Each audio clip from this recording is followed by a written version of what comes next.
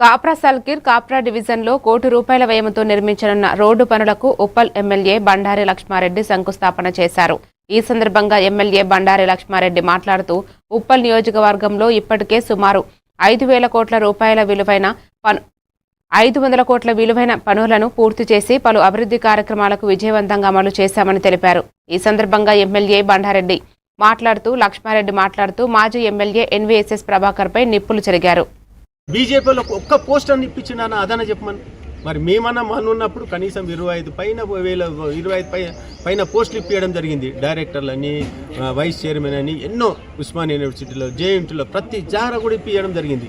మరి నువ్వెందుకో ఇప్పియవు తిరిగి? నీ కార్యకర్తలు నీకు అంత ఇంపార్టెంట్ కాదా? కార్యకర్తలకు ఎందుకు చేయొద్దండి? కార్యకర్తలు మన వర్కర్ల ఏమన్నా వాళ్ళకు ఎలక్షన్స్ వస్తే డబ్బులు వస్తే వాళ్ళకి ఏమీ అందయి, ఏది అందది. మరి ఎట్లా?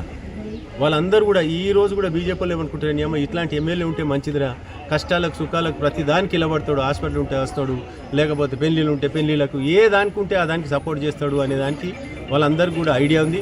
నాకు బీజేపీల మీద నాకు ఎటువంటి వ్యతిరేకం లేదు, వాజ్పేయి గారి మీద అసలే వ్యతిరేకం లేదు నాకు. ఎందుకంటే ఆయన అంటే మాకు చాలా ప్రేమ.